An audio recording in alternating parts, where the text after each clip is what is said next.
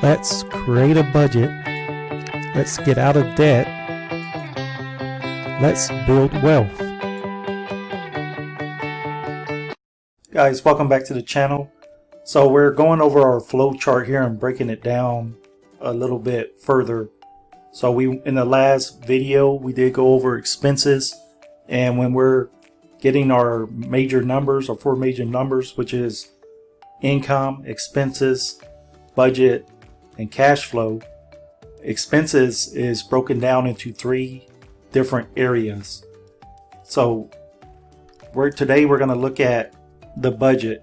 So creating a budget is we basically take our expenses, we subtract out all the miscellaneous things, and from there we create a budget.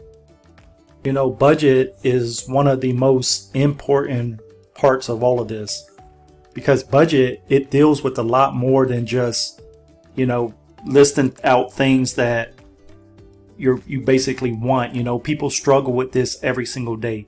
To me, budget basically tests your discipline level. It tests your insanity. It tests it. This right here is basically it's a matrix to see whether or not you can even become wealthy. This has so much built into it, you know, and to me, budget can be, it's on the borderline good versus evil, right? People complain all the time about how, you know, other people have this or other people have that. And then it's like they look, you know, budget can cause envy. It can cause jealousy. It's that secret entity there which fuels all of this, right? You know, you look at someone who has a lot of stuff, right? It's probably because they had the discipline to budget out. They had the discipline to not spend in a certain way. You know, you have people over here complaining about someone else who has a bunch of stuff, and yet they're sitting there with the brand newest iPhones, the newest shoes, the newest clothes, and they're upset that someone else because right, you're basically choosing what you want to spend your money on. You have, let's say, Sally. We're going to call her Sally here. You have Sally, who is very disciplined, right? And let's say she buys a new cell phone for $900. And when I say budget, you know, some people are like, well, you deserve certain things in life. Well, yeah, you know, you work hard for it. You both deserve it. The person who spends a lot and the person who doesn't. The difference is, let's say Sally spends $900 on her cell phone. Let's say she gets a new car and it's $15,000. And she goes out and get a brand new 4K Ultra TV for $4,000. And she goes out and gets the newest shoes for $250. And then we have Harry. Harry also gets a brand new phone for $900. He sees Sally's new car and he goes and buys a car for $15,000. He just has to have that same TV, 4K Ultra curved screen TV. And he goes out and gets him a new pair of shoes too. So, you know, at this point, there's no jealousy, there's no complaining, right? Because they both have the same things. But slowly over time, you know, Harry's like, okay, the new phone came out, right? Sally's going to keep her phone for years. I mean, she spent almost $1,000 on a phone. Like, you know, back in the day, that would be unheard of to spend that much money just on a phone. You know, people were spending $100, $200, and now it's gotten so expensive, but some people just have to have it. So let's say the new phone comes out and Harry's going to go buy the new phone. So as soon as the newest phone comes out, and this could be, you know, I've seen people do this as early as 3 months. But as soon as the newest phone of the version they already have comes out, you know, Harry just has to have it. So he goes and spends $1,500 on a new phone, and of course the other phone was never paid off yet. And, you know, yeah, there's a little bit of a difference here between the phones, but still, you know, they always have extra charges and there's always more and more to it, you know. So he goes out and get the newest phone. Let's say he gets a raise at work. He's making more money now and they both get the same raise. You know, another car comes out, more features, this looks cooler, so he goes, trades that car in, gets another car. This is a twofold problem because now it's a newer car, it's a year newer, your insurance is probably going to go up. You're going to, pay tax, title, and license. All of this stuff is going to happen. And while he's getting a new car, he's getting a new phone, Sally is still keeping the same stuff. Harry got his new car, he got his raise, so he goes and get a bigger TV. That's another expense. Sally's still saving her money. And, Harry needs a new pair of shoes, so he goes out and get another pair of shoes. So as he's paying this phone down, as he's paying his new bill on the new phone, he's paying the new bill, a higher bill on the car, a higher car payment now, paying more in insurance now. And he has this brand new TV. So he has two TVs now. The other one he don't really watch anymore. He put it in the other room. But the new TV in his main watching room. And then he has his different pair of shoes. Let's say Sally starts investing her money. His cash flow is less and less because he doesn't have as much anymore. And as Sally saves more and more, eventually she goes and buy a house, and Harry will upgrade the phone again, probably get a new car, TV may upgrade, and definitely buy more shoes. And what happens is, the more and more this happens, Sally is on she had her plan, she had her goals. She rewarded herself by getting a nice phone, getting a nice car, TV, shoes. She has the stuff, but she has the discipline to hold on to it. See, Harry, he'll go and buy, as soon as this phone upgrades, he'll probably move up to $2,000. New car, he may hold on to it for a while, but he's still paying more in interest, right? Because his car payments went up. He's paying more in insurance. Wasted another $5,200 on another TV. That in a loan over time, with the difference in savings over time, is like a down payment on a house that Sally could have used. He's probably going to continue to keep buying shoes. And then eventually, Sally will turn to investing. Once she has the car paid off, has that phone paid off, she has that extra cash flow to start investing. And it's going to slowly start increasing her wealth more and more. And this example is just for the people who feel that they deserve something for how much they work. Now, if my advice would never be the phone, you got to have the necessities, especially if it's, just in order for you to create wealth and stuff, you need things. But do you need a $900 phone?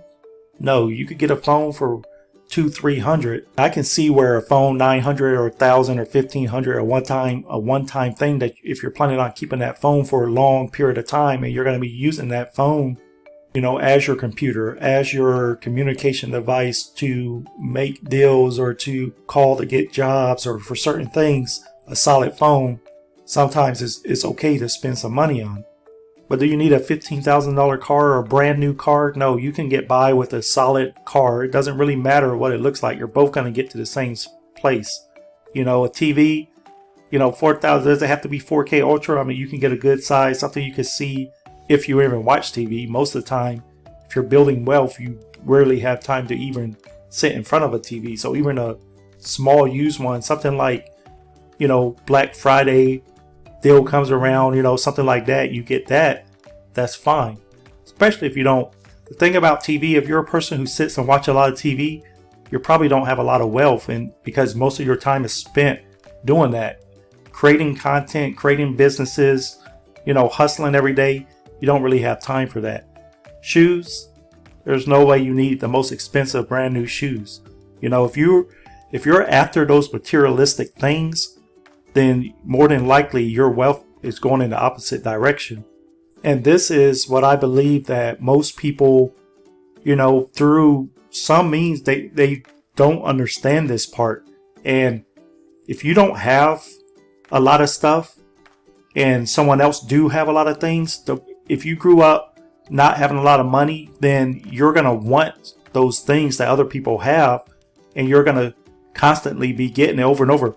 And this could be different reasons. I mean, it could be mental, the fact that, well, they're smarter than I am, or, they were given opportunities that I didn't have. And that's true. If you ever read the book Outliers, I would recommend reading that if you haven't read it.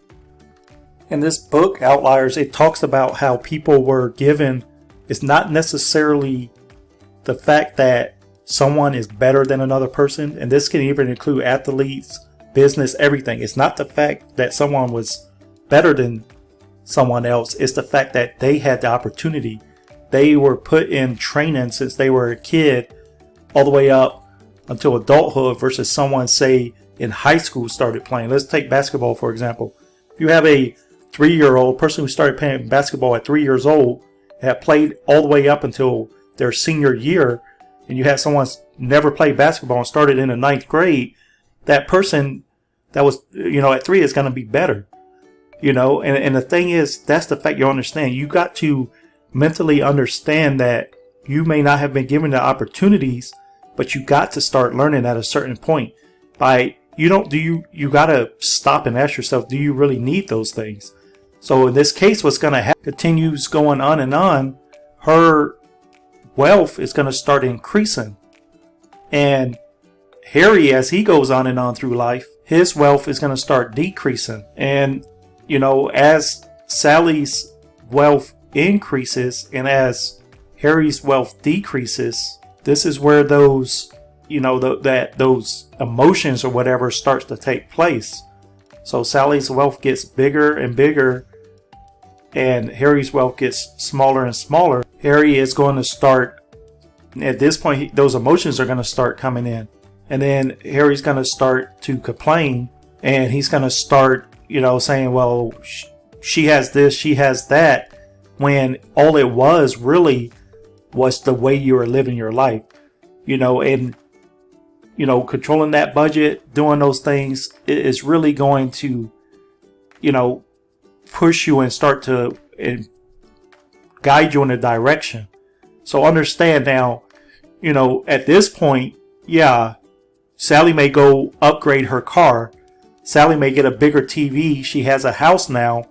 And then Harry's going to have his stuff. It's not necessarily bad, but he's probably stressing and stuff because he shouldn't have never upgraded that stuff in the first place, So now what do you deserve out of life? Well, Sally, not only does she get the things that she feels she deserves, but there's no stress or no other emotions involved because she suffered a little while.